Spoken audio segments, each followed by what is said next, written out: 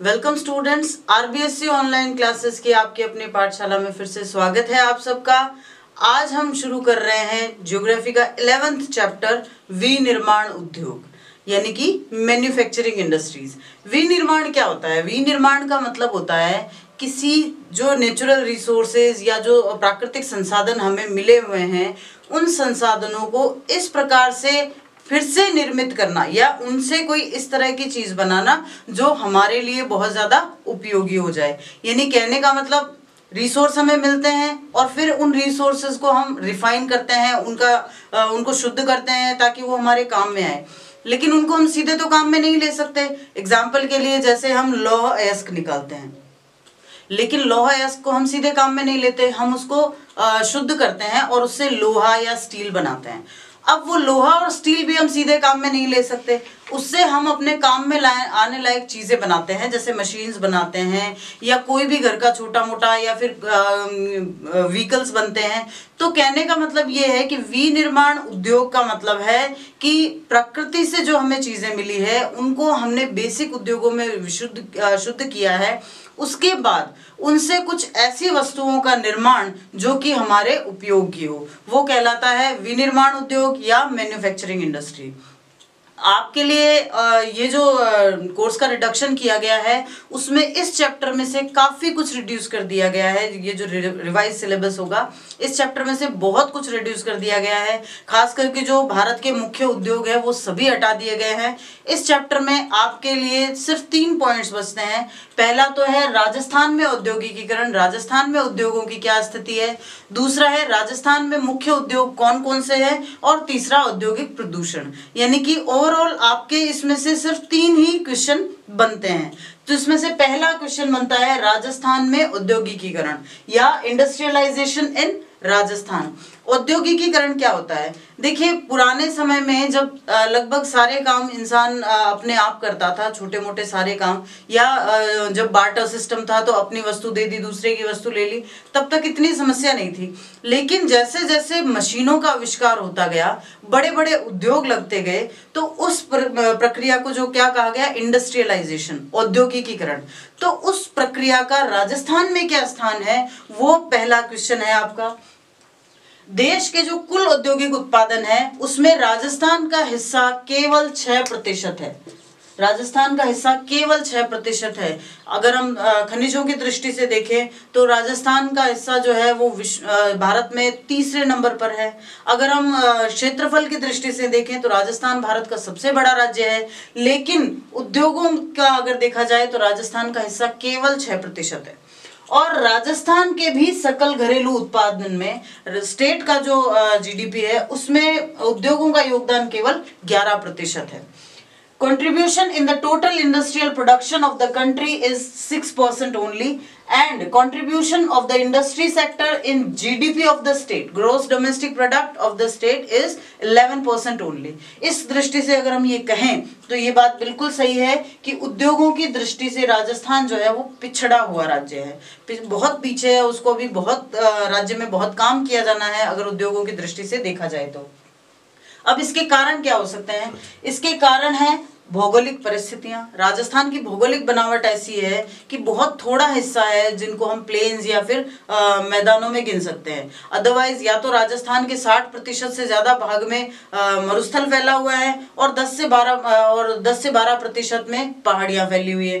तो ऐसी स्थिति में उद्योगों का लगना इतना ज्यादा संभव हो नहीं पाता। तो ये सबसे बड़ा कारण है कि राजस्थान की भौगोलिक परिस्थितियां कैसी है, यानी कि geographical conditions. Geographical conditions are quite harsh from the point of view of industrialization. There is 60% of desert in total area and 10% is secured by the hilly area. So geographical conditions are not so well to being contributed in industrialization. Then जलवायु कारक। राजस्थान की जलवायु जो है वो उष्णकटिबंधीय जलवायु है और गर्मी बहुत ज्यादा पड़ती है, सर्दी के मौसम में सर्दी बहुत ज्यादा पड़ती है। और जैसा हमने देखा कि भौगोलिक परिस्थितियां ऐसी है कि यहाँ पर मरुस्थल है तो बहुत ज्यादा सर्दी और बहुत ज्यादा गर्मी।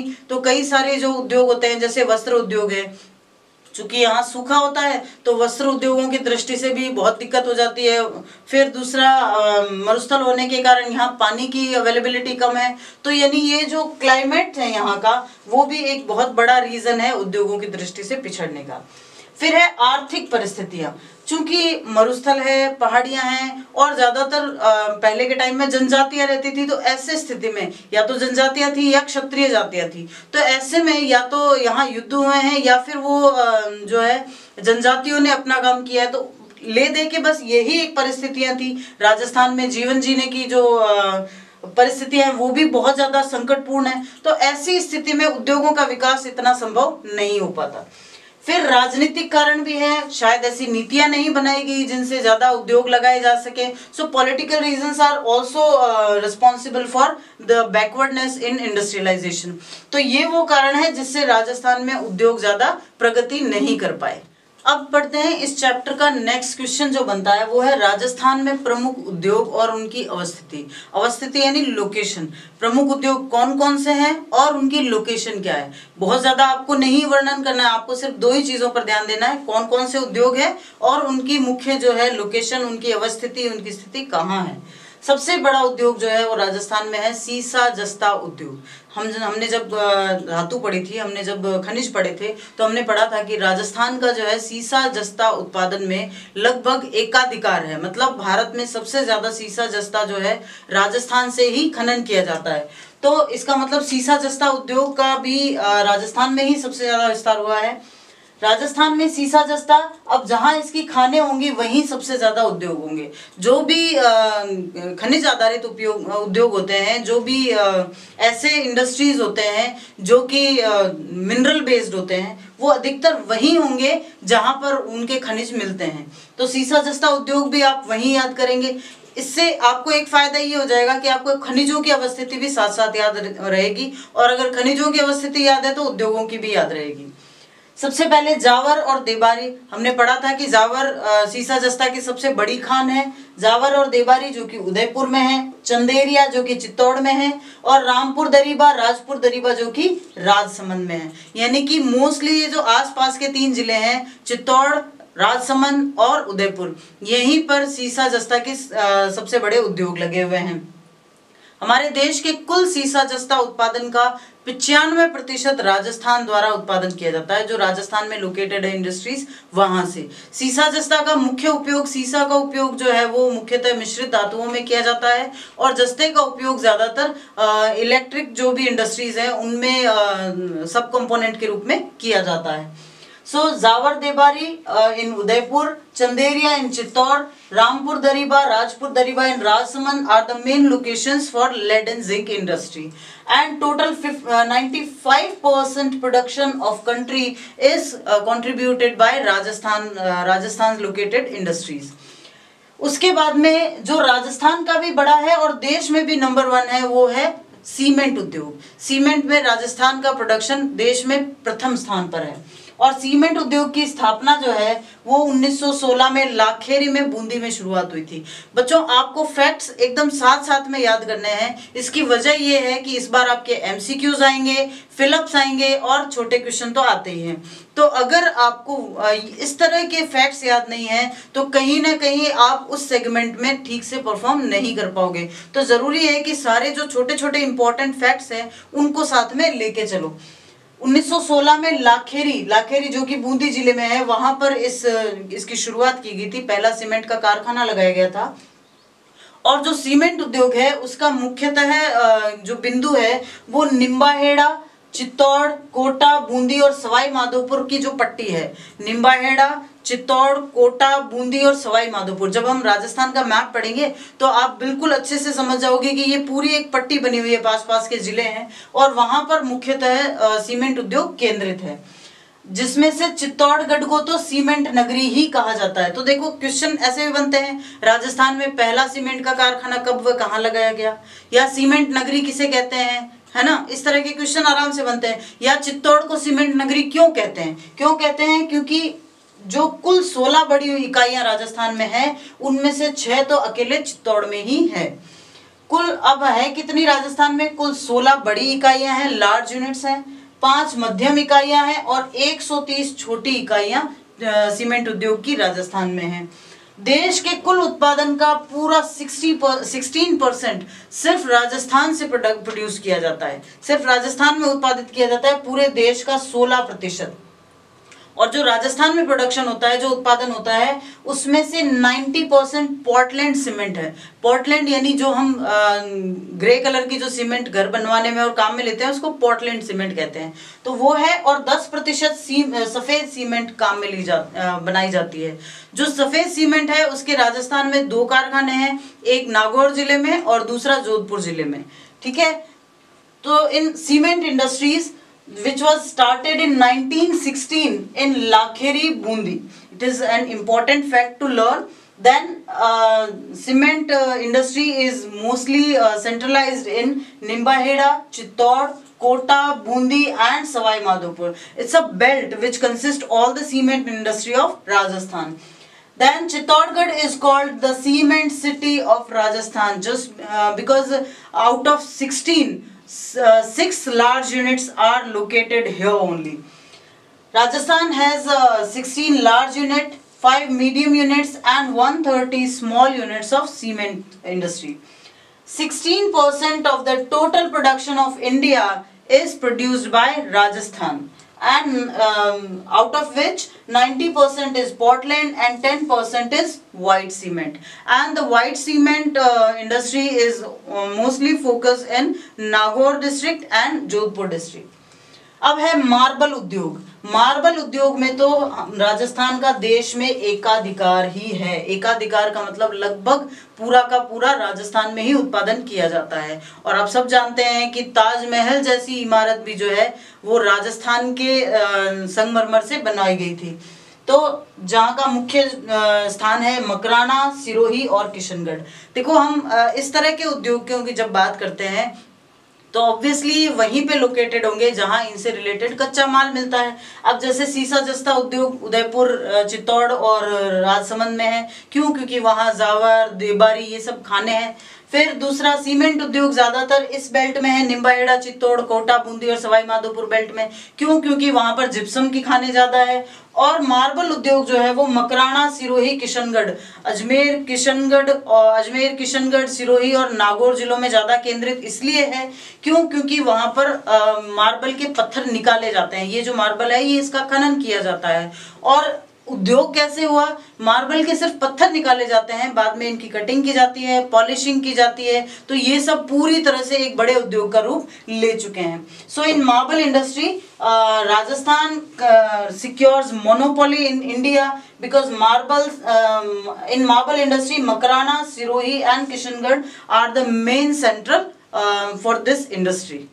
अगर छोटे क्वेश्चंस आते हैं राजस्थान के जो उद्योग हैं उनमें से, तो एक सीमेंट उद्योग और दूसरा हस्तकला उद्योग, ये जो है बहुत इंपॉर्टेंट पॉइंट्स है। तो आप अच्छे से लर्न करना सीमेंट उद्योग, क्योंकि भारत में पहला स्थान है राजस्थान का, और कितनी इकाइयां हैं, कहाँ से शुरुआत हुई, सब आपको लर्न करना है अच्छे से।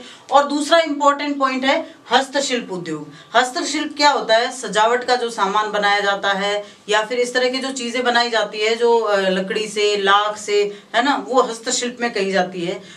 तो हस्तशिल्प उद्योग में पॉइंट वाइज आप याद कर लेंगे कि कौन कौन से उद्योग हैं और कहाँ वो उनकी लोकेशन है। जैसे सबसे पहला हस्तशिल्प उद्योग जो है वो सबसे बड़ा है पूरे विश्व का भी, वो है रत्न और आभूषण उद्योग। ये मुख्यतः जयपुर, प्रतापगढ़ और नाथद्वारा में सेंट्रलाइज है, लोकेटेड है। जयपुर जो है विश्व की सबसे बड़ी जवाहरात मंडी भी जयपुर में ही है। तो रत्न और आभूषण की सबसे बड़ा उद्योग है जो जयपुर, प्रतापगढ़ और नाथद्वारा में सिचुएटेड है।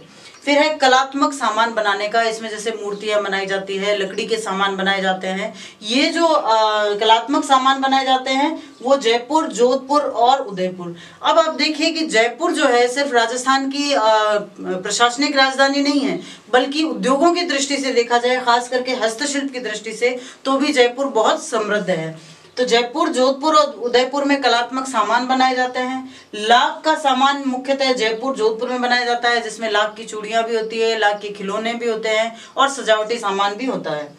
रंगाई, छपाई और बंधेज जो कपड़ों का है वो मुख्यतः बाड़मेर, पाली और सांगानेर में है। सांगानेर भी जो है वो जयपुर में ही स्थित है। फिर चमड़े का सामान मुख्यतः जोधपुर, जयपुर, अजमेर और बाड़मेर में बनाया जाता है। तो आपको ये ध्यान में रखना है कि किस प्रकार का हैंडीक्राफ्ट आइटम कौन सी जगह बनाया जाता है मुख्यतः।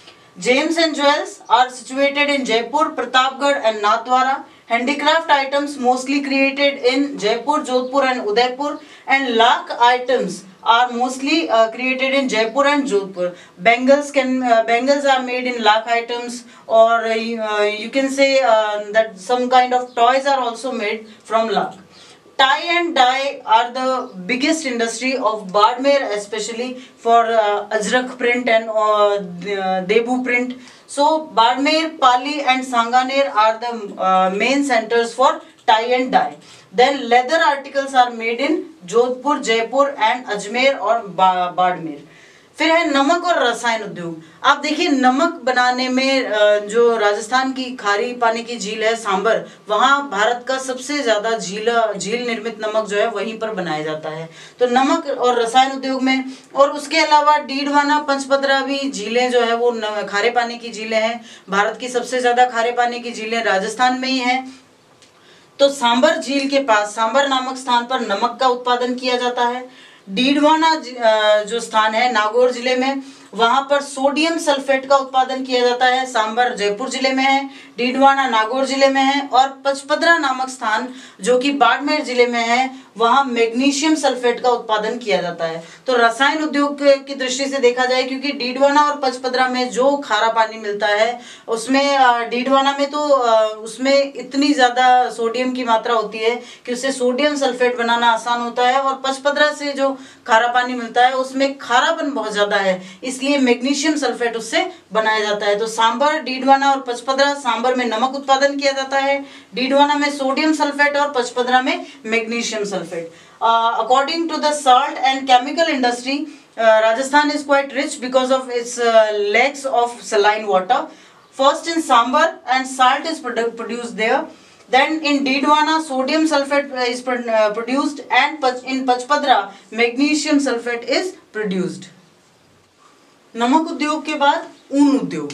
ऊन जो है वो देश के सर्वाधिक जो ऊन उत्पादन करने वाले पशु हैं वो राजस्थान में पाए जाते हैं। जो मरुस्थलीय इलाका है वहाँ पर पेड़ पौधे बहुत ज़्यादा नहीं मिलते, लेकिन झाड़ियाँ खूब मिलती है, और इस वजह से भेड़ बकरियों जैसे पशुओं का पालन वहाँ बहुत ज़्यादा किया जाता है, क्योंकि खेती हो नहीं सकती और बड़े पशु वहाँ पाले नहीं जा सकते। तो भेड़ बकरी ऐसे पशु हैं जिनको वहाँ आराम से जिनका पालन किया जा सकता है, और इसी वजह से ऊन उत्पादन करने वाले पशुओं की सबसे ज़्यादा संख्या जो है पूरे देश में राजस्थान में है। और इनसे प्राप्त ऊन से ज्यादातर ऊनी कंबल और नमदे बनाए जाते हैं। बीकानेर, बाड़मेर और पाली, देखिए जो राजस्थान के पश्चिमी जिले हैं वो इसके केंद्र हैं। अब जो बीकानेर है वहां पर एशिया की सबसे बड़ी ऊन मंडी भी है, तो इस लिहाज से राजस्थान देश में ऊन उत्पादन के लिहाज से नंबर 1 पे है। Woollen blankets and namdas are made of woollen. Biggest number of wool related animals are here in Rajasthan in the whole country. Bikaner, Pali and Badmer are the main centers for this industry. फिर है सूती वस्त्र उद्योग। सूती वस्त्र उद्योग जो है वो राजस्थान के लिए नया उद्योग है। नया उद्योग इसलिए कहा जा सकता है कि जब सूती वस्त्र बनाए जाते हैं तो जो कपास से वस्त्र बनाए जाएंगे तो धागे का निर्माण किया जाता है, और अगर बहुत ज़्यादा सूखा क्लाइमेट होता है तो धागा टूटने की संभावना बहुत ज़्यादा रहती है। ऐसी अवस्था में राजस्थान में वस्त्रों का उत्पादन इतना आसान नहीं था, और इसीलिए राजस्थान में सूती वस्त्र उद्योग अपनी नूतन अवस्था में, मतलब अभी अभी शुरू हुआ है। भीलवाड़ा, उदयपुर, कोटा, गंगानगर और पाली इसके मुख्य केंद्र हैं, और देश का 4% सूती वस्त्र उत्पादन यहाँ से किया जाता है। अब परिस्थितियां ऐसी है फिर भी किया जा रहा है। इसकी वजह क्या है? इसकी वजह यह है, एक तो सबसे पहले सस्ती विद्युत की उपलब्धता है। सूती वस्त्र बनाते समय बिजली बहुत चाहिए होती है, और वो बिजली राजस्थान की जो कई परियोजनाएं हैं जहाँ से हाइड्रो इलेक्ट्रिसिटी मिल जाती है, इसकी वजह से विद्युत बहुत जल्दी और सस्ती उपलब्ध हो जाती है। दूसरा, अब जो इतनी सारी परियोजनाएं आ रही है उसकी वजह से राजस्थान में सिंचित क्षेत्र काफी बढ़ गया है। काफी जगह ऐसी है जहां पर सिंचाई होती है, और सिंचाई की वजह से कपास उत्पादन बढ़ गया है। तीसरा जो कृत्रिम नमी बनाए रखने की होती है, यानी कि जैसा मैंने आपको कहा कि जब सूती वस्त्र बनाए जाएंगे तो जरूरी ये है कि वहां के वातावरण में नमी होता है कि कपास के रेशे टूटे नहीं और वस्त्र आसानी से बन जाए। तो उस नमी को बनाए रखने के लिए प्रशीतकों का उपयोग किया जाता है, मतलब कि उस वातावरण में नमी बनाए रखने के लिए कूलेंट्स रखने पड़ते हैं। और चूंकि ये नहरें आ रही है इसकी वजह से इस कूलेंट्स का उपयोग भी आसान हो गया है।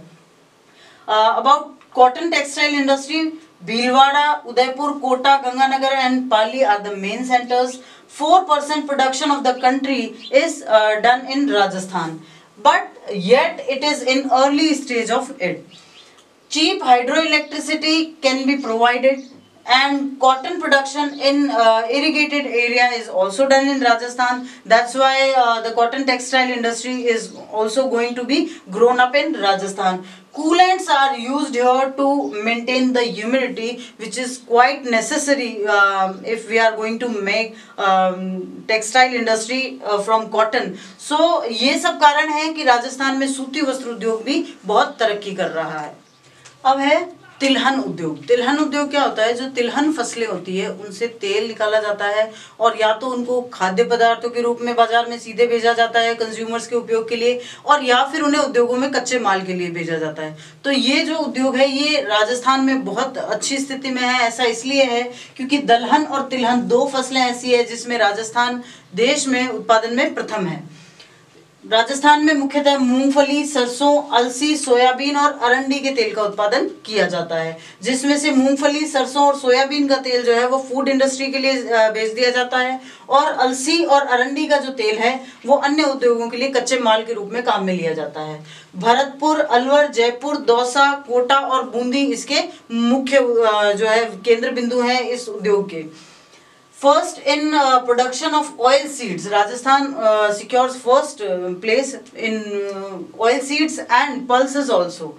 Groundnut, mustard, soyabean, flax seeds and castors are produced in Rajasthan and mainly centralized in Bharatpur, Alwar, Jaipur, Dausa, Kota and Bundi. So this belt is rich for oil seeds.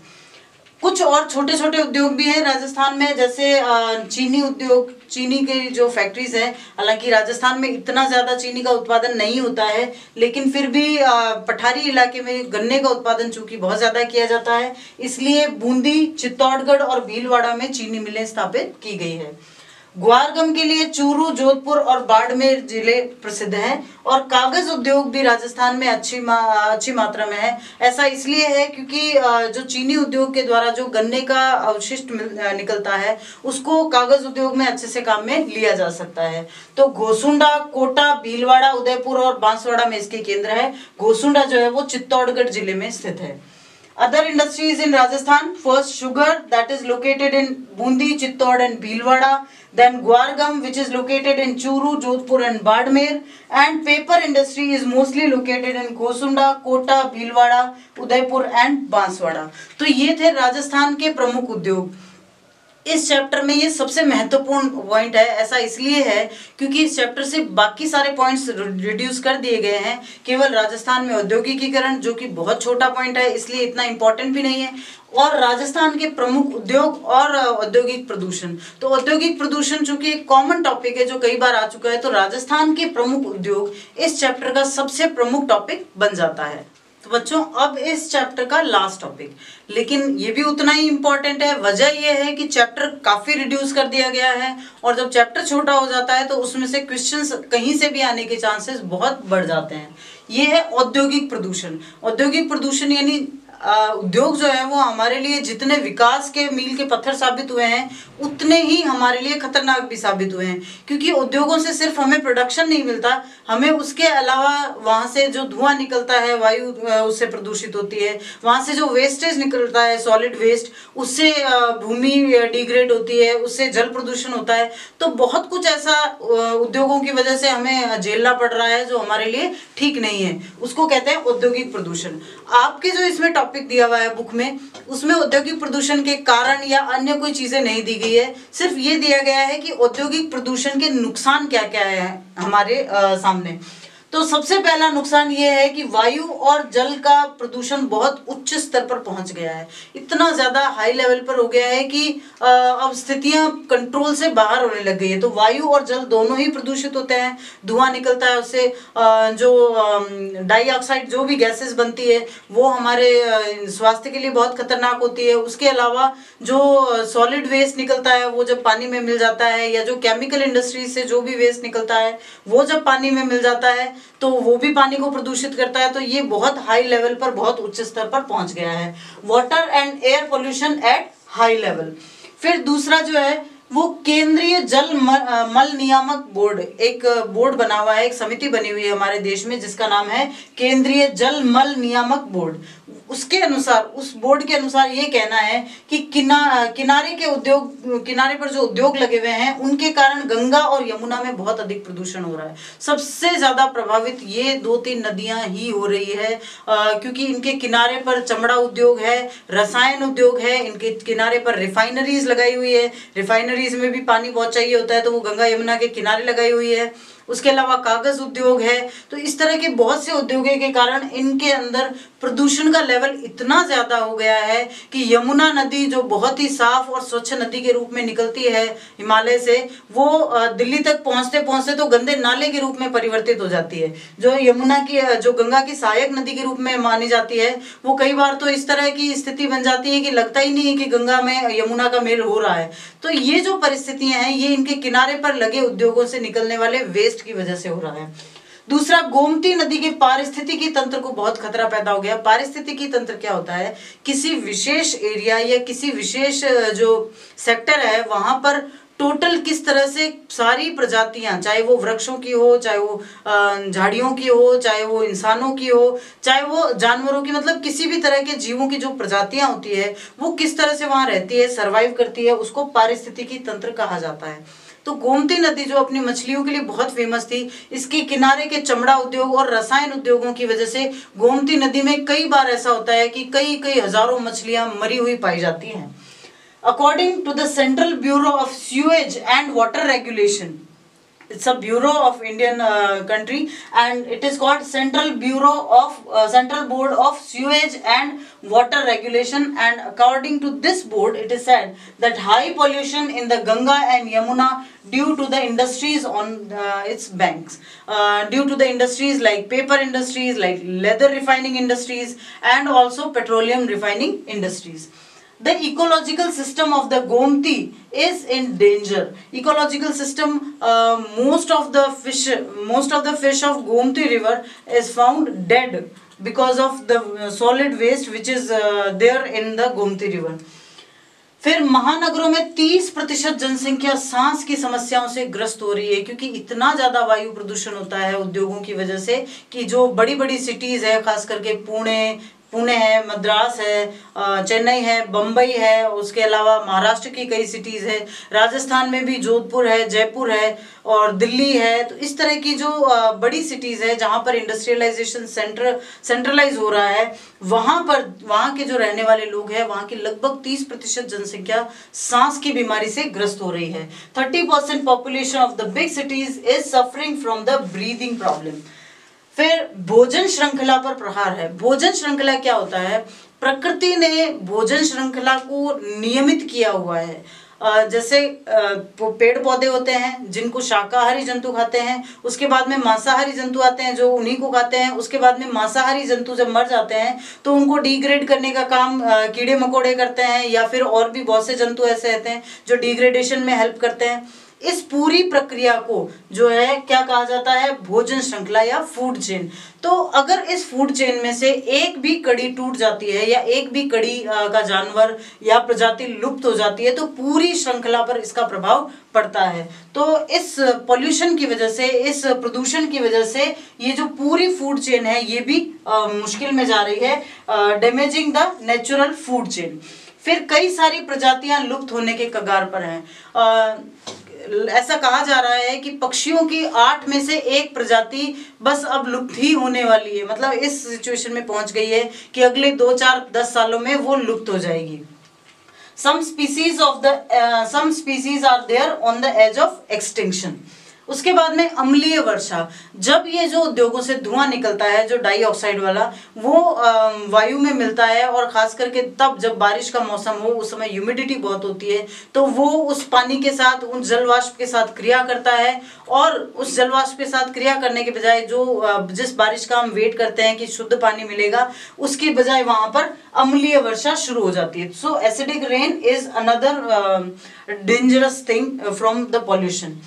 Glaciers पिघल रहे हैं। Glacier क्या है? जो पहाड़ों पर बर्फ की मोटी चादर बिछी हुई है, जो हमारी सदा प्रवाही नदियों का कारण बना हुआ है, वो ग्लेशियर बड़ी मात्रा में पिघल रहे हैं। क्यों? क्योंकि जो ग्लोबल वार्मिंग हो रही है, जमीन का जो औसत तापमान है वो बढ़ रहा है, और इस भूतापीकरण के कारण ग्लेशियर बड़ी मात्रा में पिघल रहे हैं। इससे एक बार की तो नदियों में बहुत पानी आएगा, लेकिन इससे दूरगामी प्रभाव जो है बहुत खतरनाक पड़ने वाले हैं। समुद्रों का जल स्तर ऊंचा उठ सकता है, धीरे धीरे ग्लेशियर्स अगर खत्म हो जाएंगे तो नदियों का सोर्स भी खत्म हो जाएगा। तो ये भी एक बहुत ही महत्वपूर्ण ऐसा कारक है जो हम पर बहुत बुरा प्रभाव डालने वाला है। Glaciers are melting at high speed.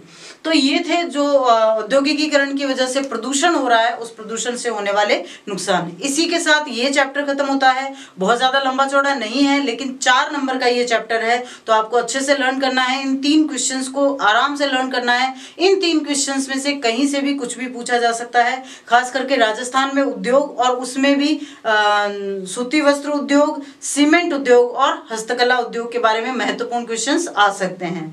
तो इस वीडियो को देखने के लिए आपका बहुत बहुत धन्यवाद। शेयर कीजिए, लाइक कीजिए और कमेंट कीजिए। Thank you.